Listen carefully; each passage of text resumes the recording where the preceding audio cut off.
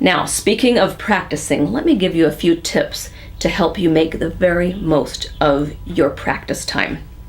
Number one, take notes during the woodshedding video. When I give you a tip, a technique tip, write it down. When I point out a difficult place that I say might need extra practice, write it down. And when I cover a topic that you think you might want to review later, write down the minutes and seconds of when I said it to save yourself time later and help you get right back to the place that you needed. You'll be glad that you did this.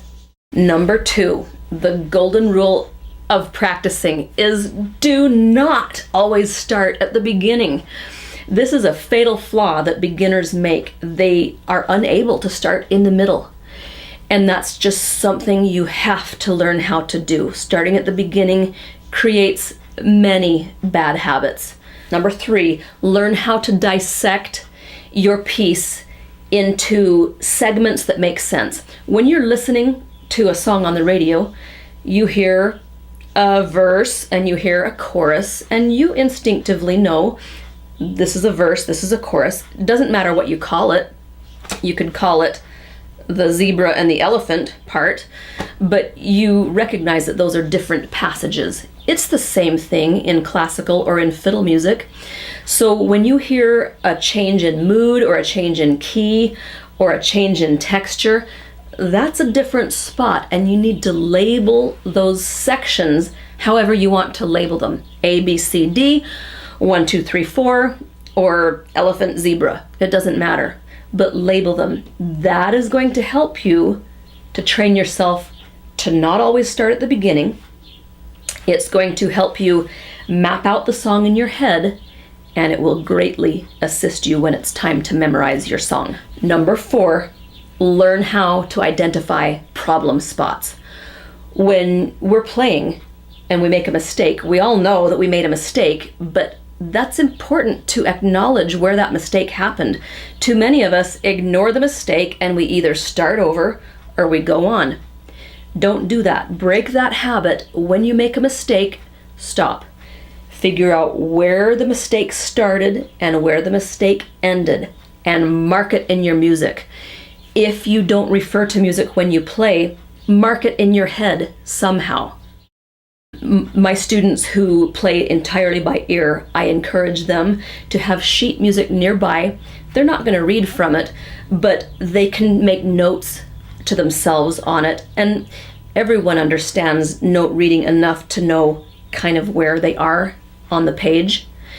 So you can put parentheses around the problem spot, and that, in essence, it creates a list of practice spots and helps you to organize your practice time.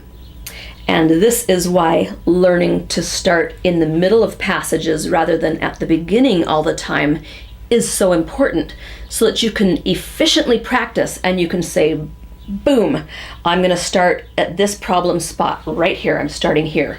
I don't have to start at the beginning and get to that spot. I can zoom in and start right on problem spot number 1. Then I'm going to go to problem spot number 2, etc. Okay, now once you figure out where the problem spots are, take it a step further and try to determine the cause of those problem spots. Here's a good place to start. Most beginners can answer this question. When you make a mistake or you have a problem spot that you're aware of, ask yourself this simple question. Is it my left hand that's causing the problem, or my right hand? Or is it both? And once you can answer that question, you're well on your way to fixing the problem. Once you know where your problem spots are and the possible underlying cause of those problems, then the process of fixing those problems begins. And I call that isolation. That's where you take the defective carburetor out of your car engine, you put it on your workbench, you dig around, you work on it, you clean it out, you do your thing, and once you're finished working on it, then you can plug it back into your engine and give it a test run, see if it works. And the handy little game that I like to play with myself and with my students is the 5 times rule.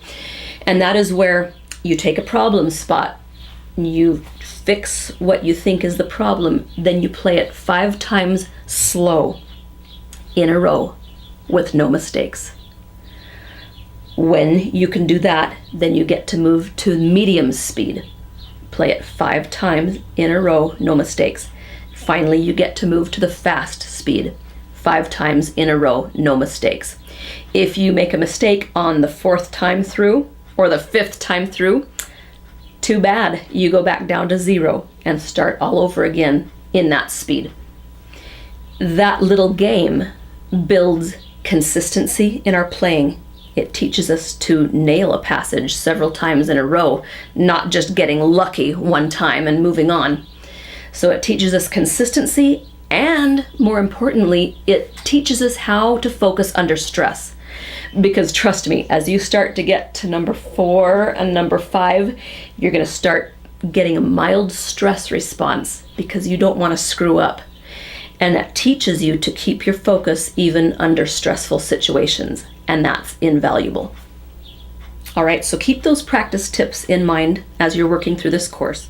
All right, let's get started.